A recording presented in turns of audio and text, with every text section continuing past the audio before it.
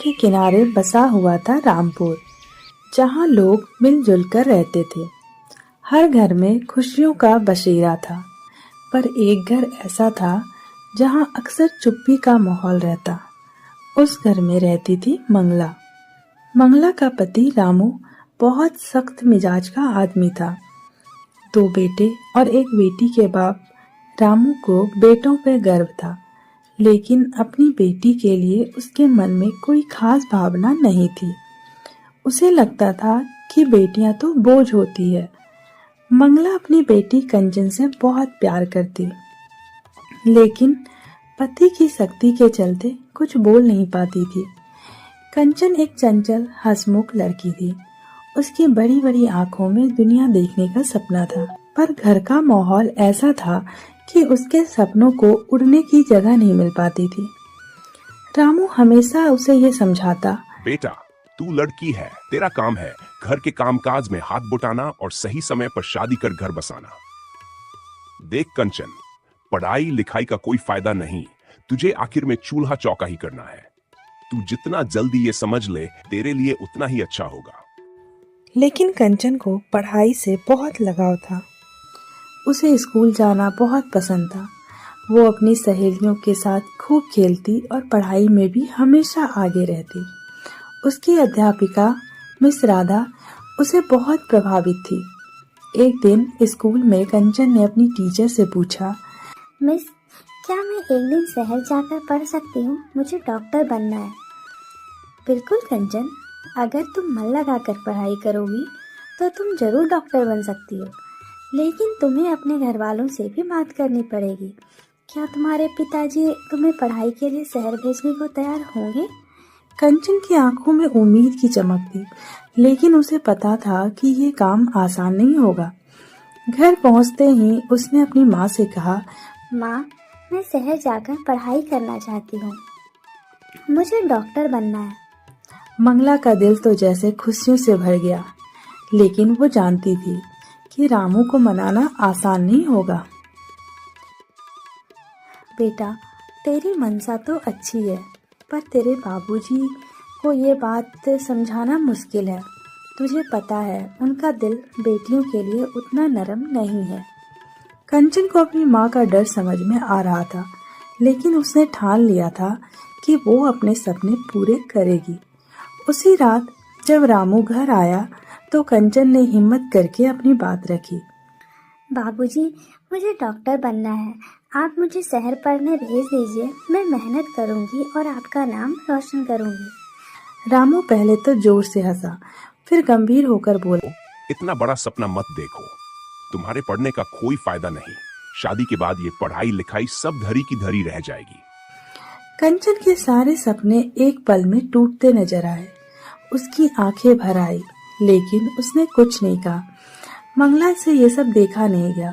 उसने पहली बार हिम्मत जुटाई और रामू से बोली, आप क्यों नहीं समझते, बेटियां भी बेटों से कम नहीं होती। अगर कंचन पढ़ाई करना चाहती है तो हमें उसका साथ देना चाहिए। वो भी हमारी संतान है और उसकी इच्छाएं भी महत्व रखती है। रामू का गुस्सा उफान पर था। उसने गुस्से में जवाब दिया, तू क्या समझती है, मैं सब जानता हूँ। लड़की जितनी जल्दी पढ़ाई हो जाए उतना अच्छा। लेकिन कंचन हार मानने वाली नहीं थी। अगले दिन वो स्कूल गई और मिस राधा से अपनी परेशानी बताई।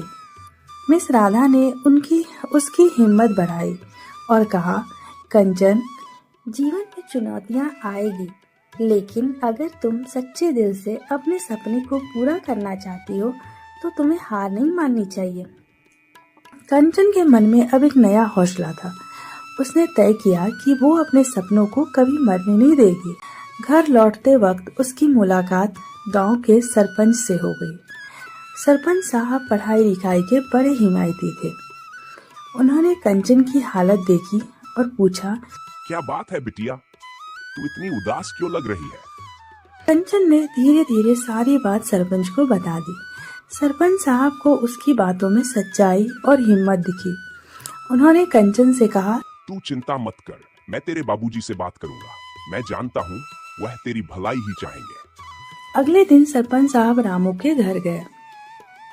उन्होंने रामू से कहा, रामू भाई, मैं समझ सकता हूँ कि तेरी चिंता जायज है, लेकिन कंचन जैसी होनहार लड़की को पढ़ने से रोकना सही नहीं है।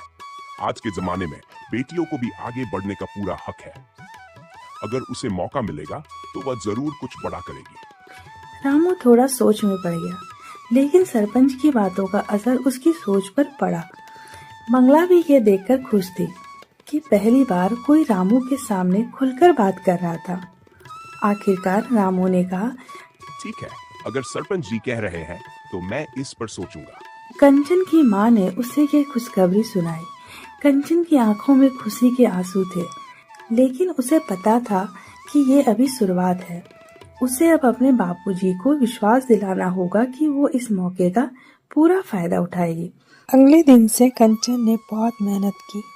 वो दिन रात पढ़ाई में जुटी रहती और हर बार अपने बाबूजी के सामने अच्छे परिणाम लेकर आती। कुछ महीनों बाद कंचन ने गांव की परीक्षा में सबसे अच्छे नंबर हासिल किए। जब रामू ने उसकी सफलता देखी तो उसका दिल पिघल गया।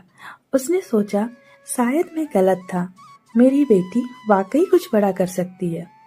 उस दिन रामू ने कंचन से कहा, तू जो करना चाहती है कर, मैं तुझे पढ़ाई के लिए शहर भेजने को तैयार हूँ, लेकिन एक बात याद रख, मेहनत कभी मत छोड़ना। कंचन की खुशी का ठिकाना नहीं था। उसकी मेहनत रंग लाई। उसने अपने बाबूजी के पैर छुए और कहा, मैं आपको निराश नहीं करूंगी बाबूजी। कुछ ही दिनों में कंचन शहर चली गई। वहाँ उसने नए माहौल में खुद को ढाल लिया। उसकी दिनचर्या सिर्फ पढ़ाई और मेहनत से भरी थी। वो अपने सपने को पूरा करने के लिए जी जान लगा रही थी। गांव के लोग भी अब उसकी तारीफ करने लगे थे। रामू का भी नजरिया धीरे धीरे बदलने लगा। उसने महसूस किया कि बेटियां सच में बेटों से कम नहीं होती। कुछ साल बाद कंचन डॉक्टर बन गई। जब वो गांव लौटी तो पूरे गांव में उसका स्वागत किया गया। रामू ने गर्व से अपनी बेटी को गले लगाया और कहा, आज मुझे तुझ पर गर्व है बिटिया। तूने साबित कर दिया कि बेटियां भी हमारे नाम को ऊंचा कर सकती हैं। मंगला की आंखों में आंसू थे, लेकिन वे आंसू खुशी के थे। उसने सोचा, आज मेरी बेटी का भाग्य बदल गया और इसके साथ ही हमारे घर का भी।